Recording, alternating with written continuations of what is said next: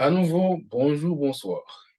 Au plaisir de vous retrouver pour notre présentation séminaire sur marketing et vente. Comme je l'ai promis lors de la promotion, aujourd'hui, nous allons voir 8 tactiques pour gagner en matière de marketing et de la vente. Je rappelle que je suis Rival Paz. Aujourd'hui, nous allons aborder un premier chapitre qui a pour titre Principe de marketing. Donc, j'ai dit un premier chapitre. Ça veut dire on aura à voir d'autres chapitres comme comportement du consommateur, étude de marché, comment faire une étude de marché, gestion et stratégie de marketing, comment gérer le marketing et les stratégies qu'on peut appliquer, et la vente et gestion de la clientèle. Donc, on aura à voir probablement ces autres chapitres à l'avenir, et dépendamment de l'intérêt du public. On va évaluer et voir comment passe le premier, et comme ça, on envisagera s'il faut ajouter d'autres chapitres ou non. Avant de commencer avec les principes de marketing, il serait intéressant de donner quelques définitions du marketing. Mot marketing, ou du moins marketing qui pratiquement son discipline, gagne en pile définition qui en cours d'utilisation. Et Jacques Moon a défini marketing de façon par en fonction de l'expérience, en fonction de genre qu'on se voit marketing, donc on va une définition. Et ou même on peut définir de façon, on peut définir de façon. Et généralement, le public dit quelque chose du marketing. Il y a des gens qui pensaient que marketing, c'est les agents marketing qu'on a, par exemple dans les bus, dans les rues. D'autres pensent que c'est de la publicité. Certains pensent que c'est l'exposition des produits, ou du moins activité d'inventaire, contrôler quand c'est des produits qui nous gagnent intégrité, combien nous vendons déjà, etc. Tout cela, oui, ça fait partie du marketing. Mais le marketing, c'est plus que ça. Et je vais ajouter d'autres choses, et il va encore en rester davantage à ajouter. Mais je vais emprunter quelques définitions de quelques savants. Par exemple, Kotler, en 2012, il a dit que le marketing, c'est l'art de trouver, de développer et de profiter des opportunités. Kotler dit, souvent, un agent de marketing qui travaille pour, ou du moins, si une commission de marketing qui travaille pour, et arrivé dans un moment, il n'est pas capable de trouver de nouvelles opportunités. OK? Voir profiter de nouvelles opportunités. Parce que vous avez évoqué équipe ça. Parce que leur devoir, leur travail, c'est de trouver de nouvelles opportunités et d'en profiter. Ça va arriver que vous-même, une entreprise, bien, un petit business simple, c'est vous-même qui fait marketing là-dedans. Donc, si vous arrivez au moment côté que vous parlez opportunité pour identifier et pour profiter de lui, il y a un problème, il y a un sérieux problème. Parce que, en matière de marketing, la première chose, c'est de voir une opportunité. Comment on peut faire, qui ça mourait, qui nouveau marché que mourait, ou du moins, qui catégorie de monde que moi qui travaille intéressé à un produit donné. Ou du moins, qui structure le travail produit non pour que moi, profiter de nouvelles marchés. Ça que moi. Donc, ça, c'est trouver, développer et profiter des opportunités. Selon Lem et ses associés en 2012, lui, il a considéré le marketing sous 2 facettes. Et, ça va être à peu près la même chose que pour la définition du code. Lui, il parle d'une philosophie, une perspective ou une attitude qui est centrée sur la satisfaction du client, du consommateur, et par la suite, les activités qu'on va mettre en place afin de concrétiser cette philosophie.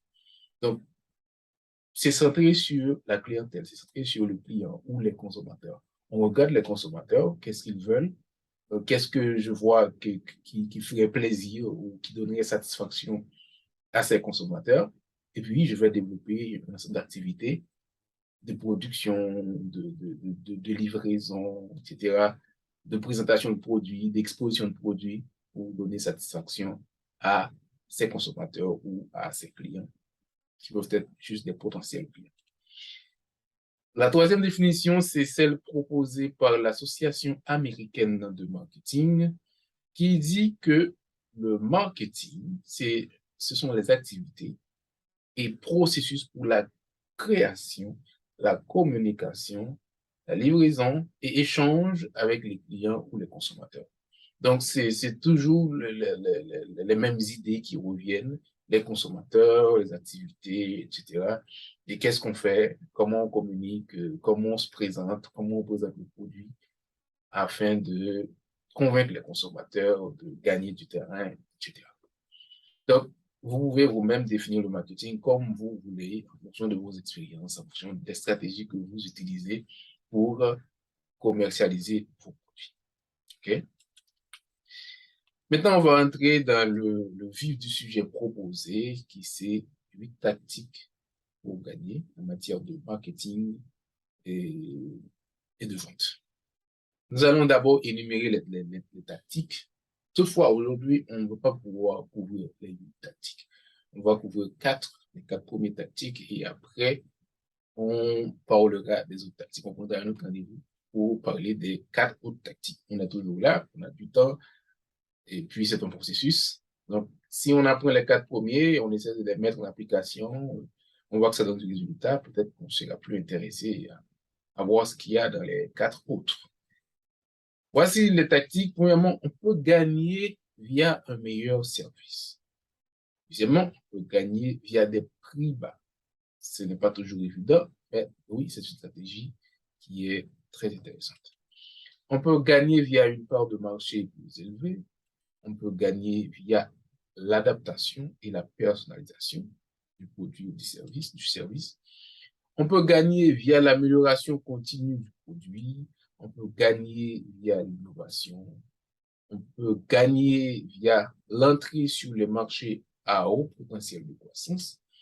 Et on peut gagner sur le dépassement de l'attente du consommateur.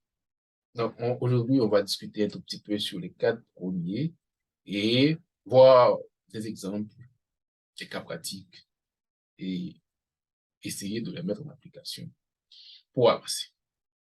Premièrement, gagner via un meilleur service. Tout d'abord, je dois commencer par dire ça, c'est un peu relatif. Parce que ce meilleur service peut être par rapport à vous-même, par rapport au service que vous donnez actuellement et comment capable d'améliorer ce service et bien, un meilleur service par rapport à soi-même. De notre côté, ça peut être en comparaison à vos compétiteurs.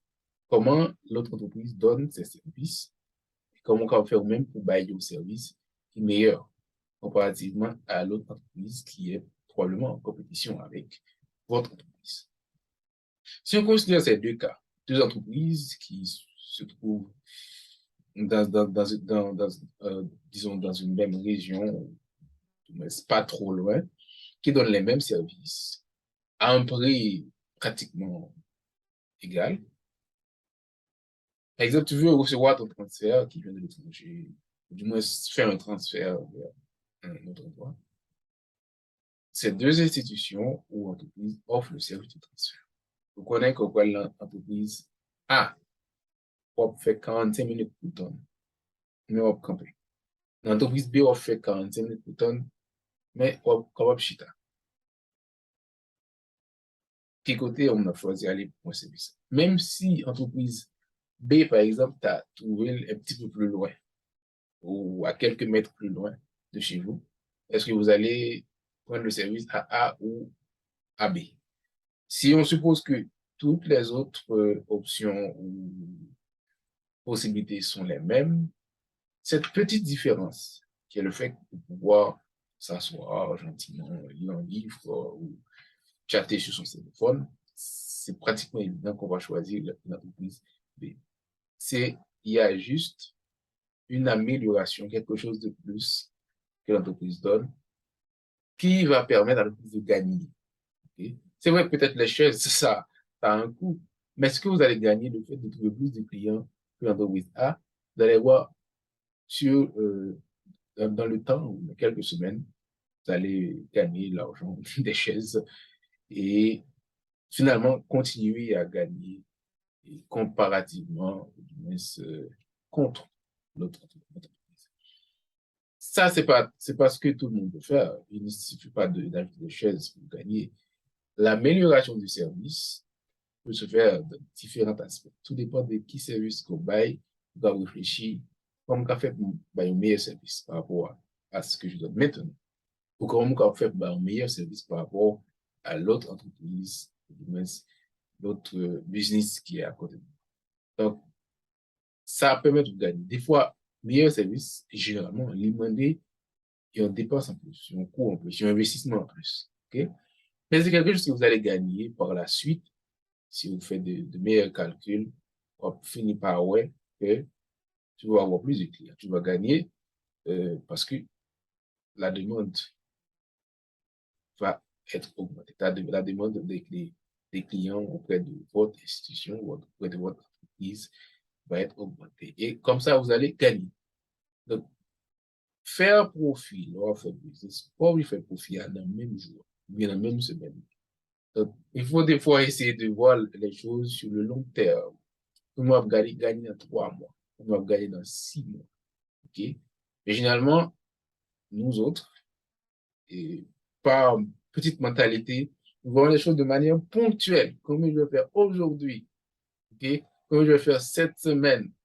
Parce que si ma chaise, c'est maintenant pas faire profit. Donc, je ne veux pas faire ça. Si j'améliore le produit, ce mois-ci, je ne vais pas faire du profit. Non. Il y a des entreprises qui commencent à faire du profit sur 3 ans, sur 5 ans, OK? Mais qui font de grands investissements. Donc, il faut voir votre entreprise sur le long terme. Sur le long terme. Ou combien je vais gagner à la fin de l'année. C'est beaucoup mieux que combien je vais gagner à la fin de cette semaine.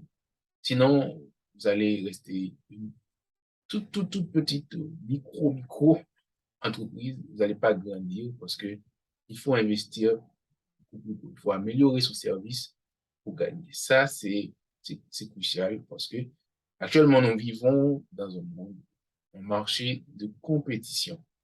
Donc, il faut donner le meilleur service. Il y a tellement de services disponibles, donc les consommateurs, ils ont le choix. Ils ont le choix. Donc, ils vont regarder ce qui est meilleur et choisir. Okay? Maintenant, comment gagner via des prix bas? Comme je le disais avant, ce n'est pas toujours évident d'avoir des prix bas. Parce qu'il y a certains de vos compétiteurs qui ont une taille très grande et qui ont la capacité de vendre à bas prix. Mais il existe des stratégies que vous pouvez utiliser pour contrecarrer ces grands investisseurs dans une certaine mesure au fil du temps. Essayons de voir ça et on est au courant de cette compagnie qui existait en Haïti. Si je pose la question à vous, combien de nous qui te gagnent téléphone ça, elle était à la mode? Probablement pas beaucoup, mais si tout le monde parmi nous là te gagne, c'est sûr que tu connais t'es bon. Ou même si nous te gagne tout, nous capable de dire que c'était coûteux. C'était coûteux. C'était même un sacrifice et on pas utiliser aussi souvent que les gens utilisent au gain actuellement. OK? Mais on se rappelle, quand cette compagnie est venue, il y a eu un changement, il y a eu comme une révolution à cause des prix. Beaucoup de personnes de petites bourses ont eu accès à un téléphone portable. OK? Et depuis lors, ça continue de rester accroché jusqu'à présent, même quand les prix augmentent, ça devient plus cher. Donc, on voit que ça fait partie de nous. Des fois, il y a une façon de pénétrer le marché, hein, ou bail client possibilité pour tester le produit pour le. Et une fois que vous connaissez, même les prix ont augmenté par la suite, c'est comme quoi le produit ou bien service la vie fait partie de vie, de fonctionnement des clients. Même le prix a augmenté avec le temps. On continue à acheter. Donc, c'est pourquoi il existe la stratégie de prix de pénétration. Donc, tu vas entrer sur le marché, tu utilises un prix pour pénétrer le marché. Parce qu'il existait d'autres entreprises, peut-être, qui ont été d'accord. Donc, il faut consommateur ou bien client ait une raison, une bonne raison qu'il faut quitter l'autre là pour choisir pour eux. Et cette bonne raison, c'est peut être le prix ou la qualité qu'on a vue avant. OK? Si tu as une meilleure qualité, on voit, peut-être qu'on va prendre. Mais pour connaître la qualité, il faut l'essayer. Donc, probablement, le prix peut être plus attirant, si c'est possible. Et une fois que les consommateurs viennent, les consommateurs goûtent, ils viennent, ils goûter, et où est bon. Et c'est alors que tu peux maintenant augmenter le prix jusqu'à un niveau égal à vos compétiteurs ou beaucoup moins si vous voulez rester compétitif. Donc, c'est des stratégies qu'on utilise pour gagner. Mais il faut faire tout avec contrôle. C'est pas que vous n'allez pas gaspiller votre argent. Pourquoi le vendre là, vous ne pas faire profit du tout le temps. Non. Vous pouvez contrôler pour dire, ma bail comme ça, moi ça. Même qu'on est dans 3 mois, ma bite dans tel niveau et m'a fait profit. Sur 3 mois, mais qui profite. Mais sur 1 an, mais qui profite. Donc, il faut faire des calculs, des prévisions en matière d'entreprise pour gagner. Parce que c'est un jeu où vous avez un compétiteur, il faut avoir des stratégies pour faire des calculs, des prévisions. Voilà. Et par la suite, vous avez eu l'Internet. Probablement, beaucoup de gens ont préféré l'Internet de cette compagnie à un certain moment. Je ne sais pas comment ça fonctionne maintenant. Mais à un certain moment, on a préféré l'Internet pour quelques raisons, soit la rapidité, ça, la qualité du service, soit du prix. Okay? Mais si cette compagnie est venue avec l'Internet cher, c'est sûr qu'on n'allait pas l'adopter. Donc, c'est des stratégies, des choses qu'il faut comprendre pour démarrer ou pour faire avancer son entreprise sur ce marché qui est vraiment, vraiment, vraiment compétitif. Maintenant, comment gagner via une part de marché élevée? La part de marché, c'est quoi la part de marché? La part, c'est comme une part de gâteau. Le marché, peut-être, on suppose que le marché a 100 personnes, il y a 100 consommateurs disponibles à acheter un produit. Et ce produit est offert par exemple, 2 compagnies, 2 entreprises. Donc, si 60% ou 60 personnes, 60 sur 100, utilisent un produit A, ça, c'est la part de marché de l'institution A. Et les 40 autres, c'est la part de marché de l'autre institution. Donc, c'est comme ça. Par exemple, le marché haïtien de téléphone est partagé entre, probablement, Diesel, Natcom, je ne sais pas s'il y a un autre. Donc, Diesel a une part de marché, Natcom a une part de marché. Bon, certaines fois, des gens utilisent les deux. Donc, comme ça, il y a des intersections dans les parts. Mais ça, c'est en quelque sorte l'exemple de la part de marché. Les boissons également. Il y a des gens qui consomment telle boisson.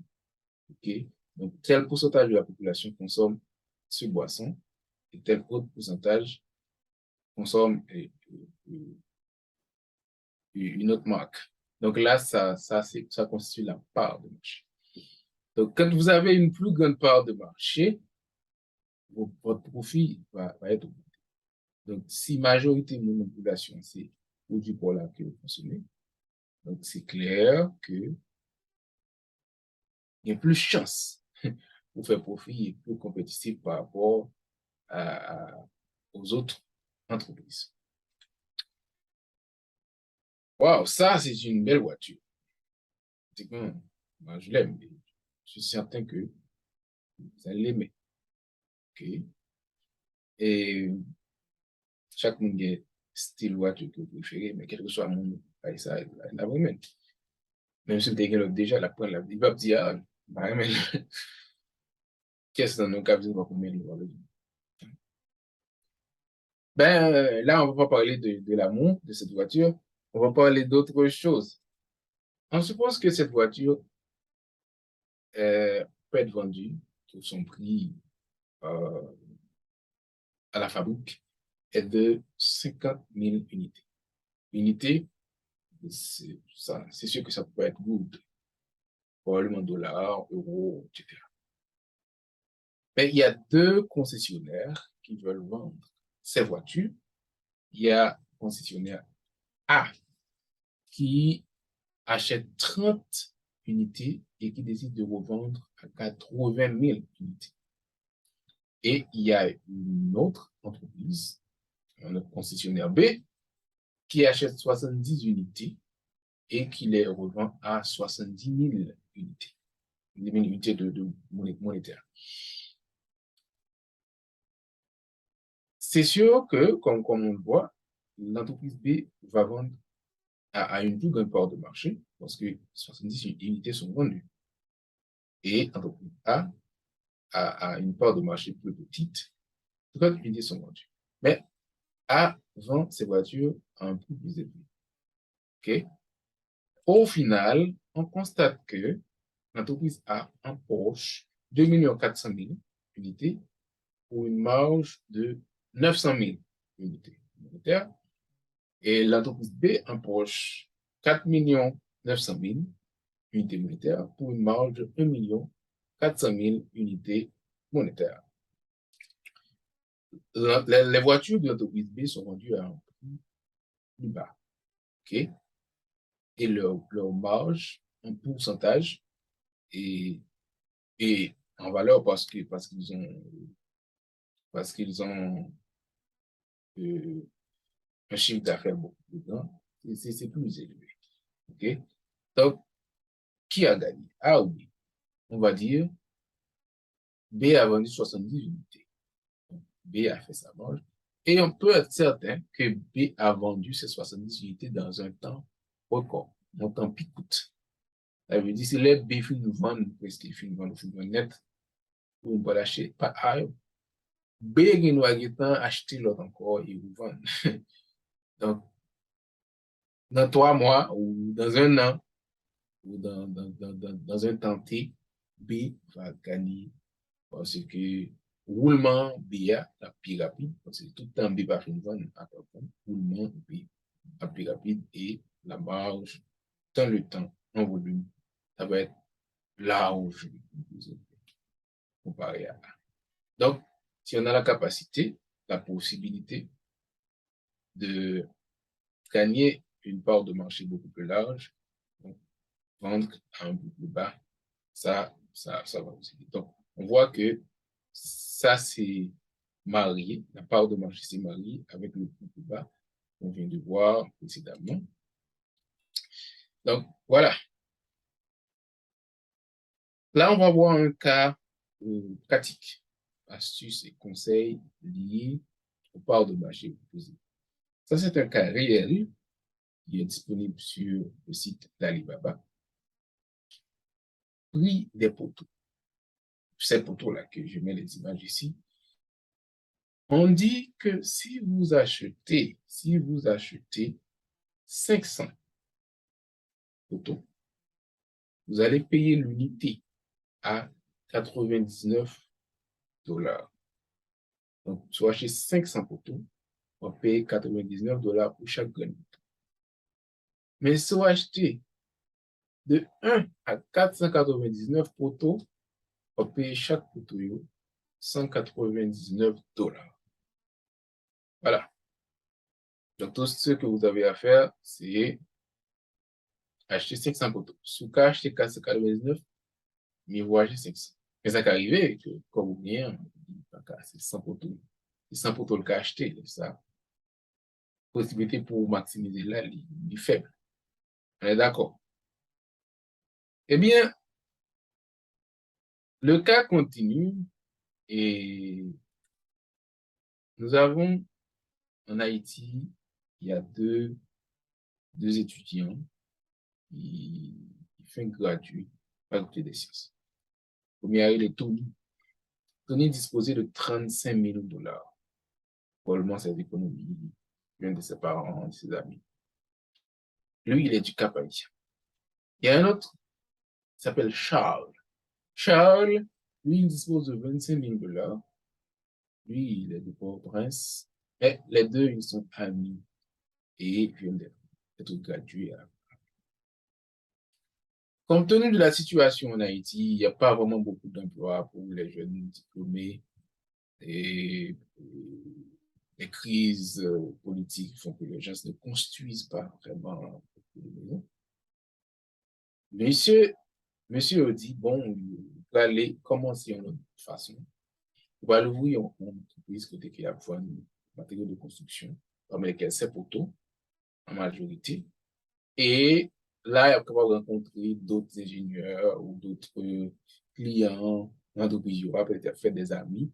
Et comme ça, il doit mettre à cheval entre l'entrepreneuriat et des emplois. Il y a un autre type, lui, il s'appelle Kimitini. Vous voyez son nom, Kimitini. Probablement, il n'est pas ici à 100%. Il est un héritier. Lui, il dispose de 100 000 dollars américains. Lui-même, tout le gain qu'il peut faire, même entreprise à tout, acheter des photos sur cette site et pour vendre.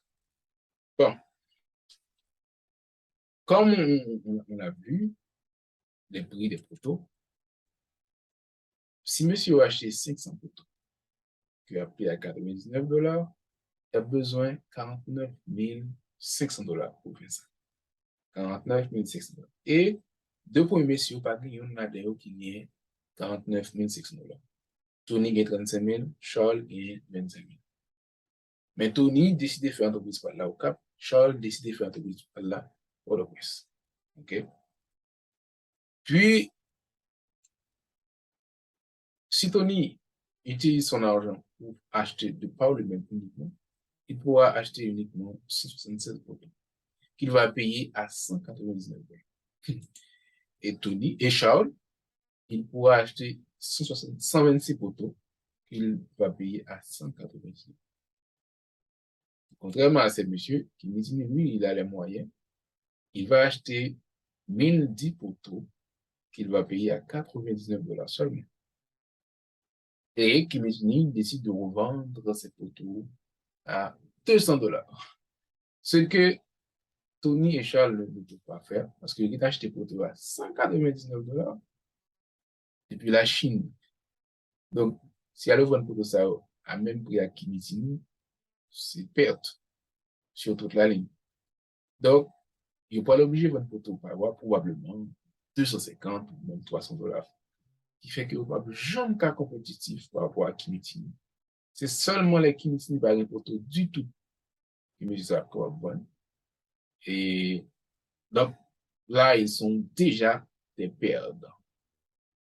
C'est pourquoi notre conseil ou astuce pratique, c'est une chose, parfois on hésite de faire chez nous, c'est de s'associer. Donc, il faut s'associer autant que possible pour pouvoir faire face à certains compétiteurs géants.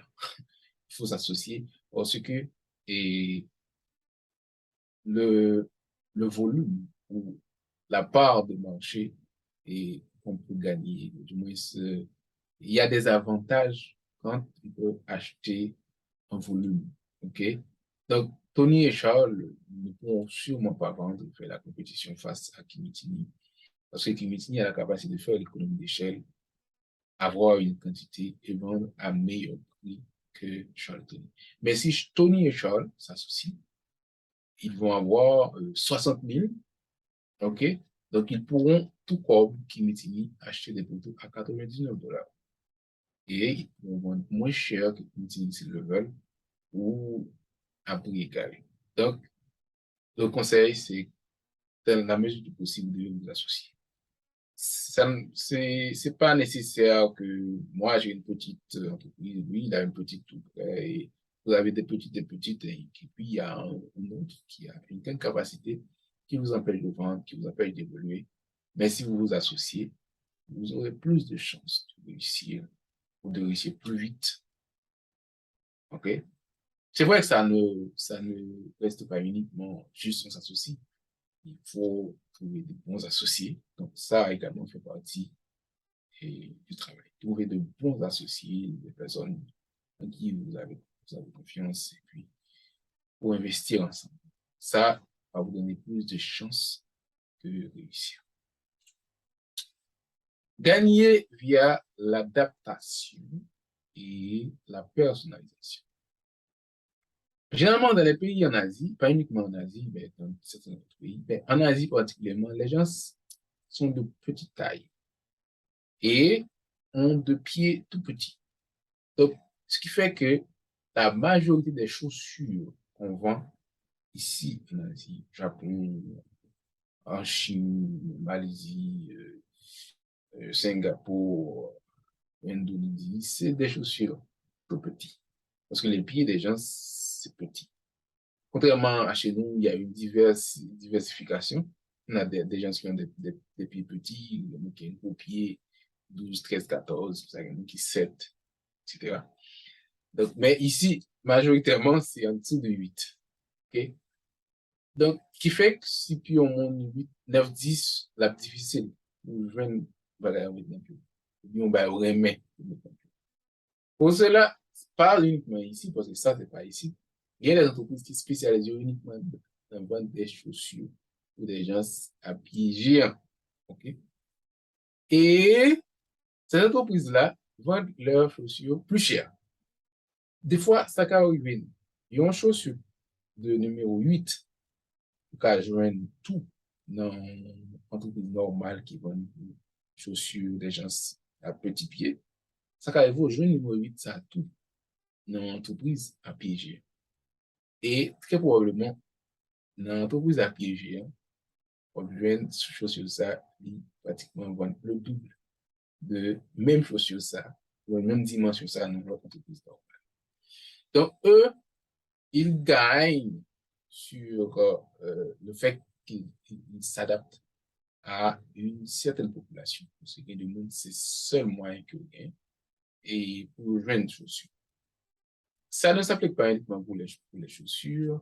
Donc, ces gens-là donnent des services particuliers pour des besoins particuliers. Ils faire tout pour des horaires.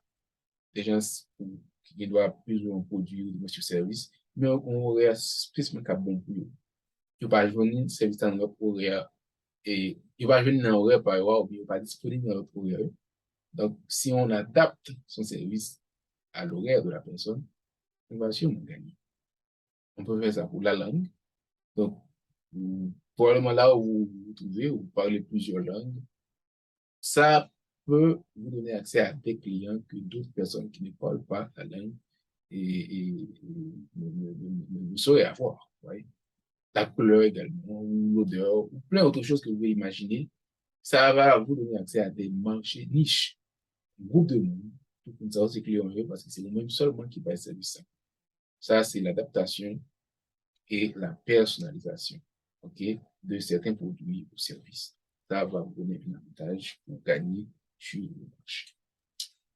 Donc, là, nous arrivons à la fin de cette présentation pour aujourd'hui, les 4 points qu'on a vus. Donc, la prochaine fois, on verra comment gagner via l'amélioration continue du produit, comment gagner via l'innovation, comment gagner via l'entrée sur les marchés à haut potentiel de croissance et comment gagner via le dépassement de l'attente du consommateur. Merci d'avoir suivi la présentation aujourd'hui. Si vous avez des questions, des commentaires ou des cas que vous voulez aborder, on est ouvert.